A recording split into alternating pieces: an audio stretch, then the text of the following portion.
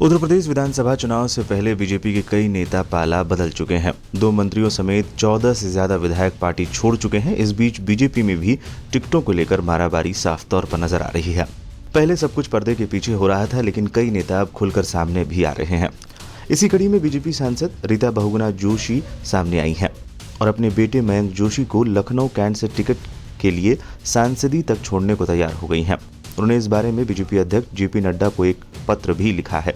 जो खबरें सामने आई हैं उसके अनुसार इस बार बीजेपी ने सांसदों को टिकट देने से इनकार किया है। पार्टी ने एक परिवार एक टिकट का ऐलान किया है। इसी के तहत रीता बहुगुणा जोशी के बेटे को टिकट मिलने पर संशय की स्थिति पैदा हो गई थी, लेकिन इस बीच रीता बहुगुणा जोशी एक नए फॉर्मूले के साथ आ गई। रीता बहुगुणा जोशी ने कहा, एक परिवार से एक ही व्यक्ति को टिकट के पार्टी के फैसले के बारे में जब पता चला तो मैंने इस बारे में पत्र लिखा है। रीता बहुगुणा जोशी ने कहा, वो चुनावी राजनीति में आना चाहता है और लंबे समय से समाज सेवा कर भी रहा है, तो उसे टिकट देने में हर्ज नहीं होना चाहिए। उन्होंने आवेदन किया, पार्टी को तय करना है, लेकिन जब मैंने परसों ये पढ़ा कि पार्टी ने तय किया है कि एक परिवार में एक ही व्यक्ति लड़ेगा या एक ही को टिकट मिलेगा, तो मैंने एक पत्र लिखा नड्डा जी को कि ऐसी स्थिति में मैं तो पहले भी घोषणा कर चुकी थी, आपको मालूम है कि 2024 में मैं चुनाव नहीं लड़ूंगी।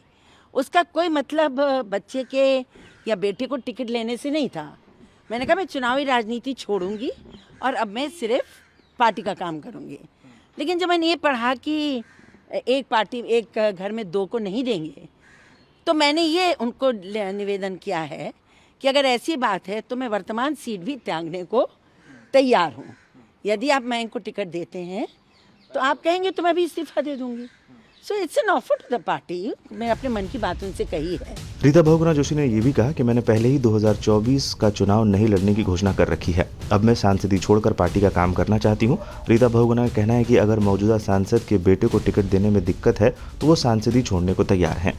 रीता बहुगुणा जोशी लखनऊ कैंट से टिकट मांग रही हैं, जिससे वो 2 बार विधायक भी रही हैं। हालांकि इस सीट पर बीजेपी के कई दावेदार भी हैं।